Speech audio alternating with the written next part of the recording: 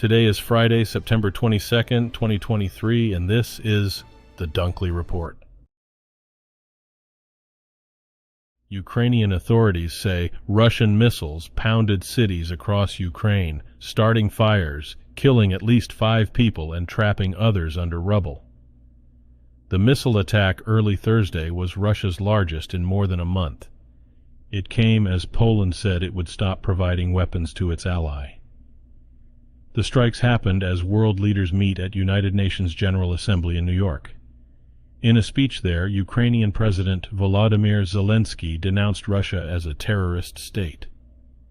Zelensky was to meet Thursday with President Joe Biden and congressional leaders in Washington, with an additional $24 billion aid package hanging in the balance. Ukrainian President Volodymyr Zelensky has delivered an upbeat message to U.S. lawmakers and President Joe Biden in a whirlwind visit to Washington. Asking for more military aid, Zelensky briefed lawmakers on the state of the war Thursday and told them Ukrainians are winning. Zelensky was facing some Republicans who are now questioning the flow of American dollars that for 19 months has helped keep his troops in the fight against Russian forces. Zelensky also met with military leaders at the Pentagon, and then with President Biden at the White House. It was Zelensky's second visit to Washington since Russia invaded, and came as Biden's request to Congress for another $24 billion for Ukraine is hanging in the balance. Azerbaijan regained control of its breakaway region of Nagorno-Karabakh in a deadly 2-day military offensive, and held initial talks with representatives of its ethnic Armenian population on reintegrating the area into the mainly Muslim country.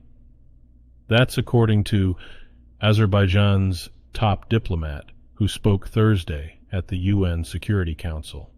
Foreign Minister Ceyhun Bayramov reaffirmed Azerbaijan's determination to guarantee Nagorno-Karabakh's residents rights and freedoms in line with the country's constitution and international human rights obligations, including safeguards for ethnic minorities. He said the talks with Nagorno-Karabakh in the Azerbaijani city of Yevlak will continue.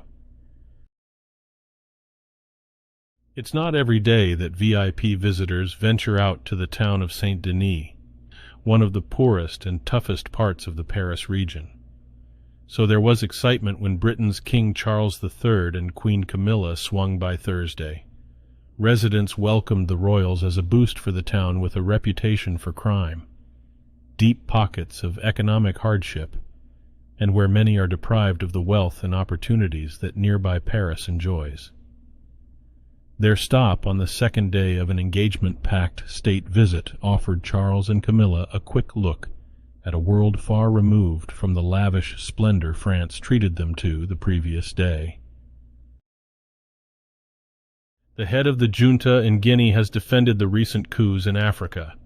He says they're as an attempt by him and other soldiers to save their countries from leaders whose broken promises and prolonged stays in power are stifling development. In his address at the UN General Assembly, Colonel Mamadi Doumbouya also rebuffed the West and other developed nations for boxing in the continent of more than 1 billion people. According to him, the African people are more awake than ever and more than ever determined to take their destiny into their own hands. King Charles III has made an emotional stop in front of Paris's fire-damaged Notre Dame Cathedral on the second day of his state visit to France. He also met with young athletes in a working-class, multicultural suburb of the capital. Earlier, Charles made an address to French lawmakers at the Senate, praising France and the United Kingdom's indispensable relationship and its capacity to meet the world's challenges, including the war in Ukraine and climate change. Thursday's busy schedule came a day after he was greeted by French President Emmanuel Macron during a ceremony at Paris Arc de Triomphe and attended a state dinner at the Palace of Versailles.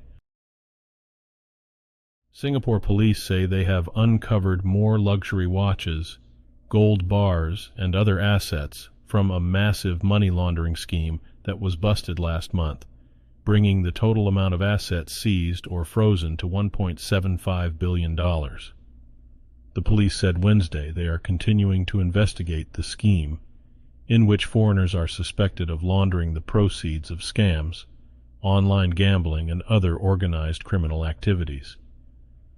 The latest action followed raids across the city-state last month. 10 foreigners have been charged in court. The case has cast a shadow on Singapore's status as a financial hub, known for its low crime and clean image. A Canadian official says the allegation of India's involvement in the killing of a Sikh Canadian is based on surveillance of Indian diplomats in Canada, including intelligence provided by a major ally.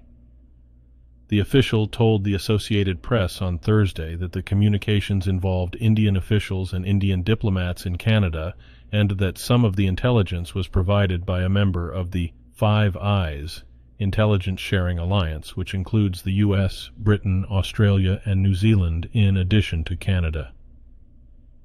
The official did not say which ally provided the intelligence or give any details of the communications or how they were obtained.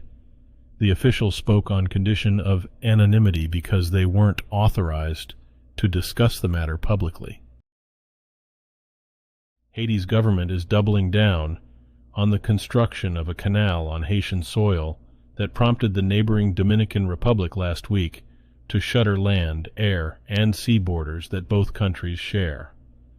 The Haitian government said on social media that the Agriculture Ministry is working with a group of Haitians building the canal so that it meets technical standards and ensure it would not negatively affect crops and people living in the nearby Maraburu Plain, which is under a drought. The statement is likely to further deepen tensions between the two countries that share the island of Hispaniola.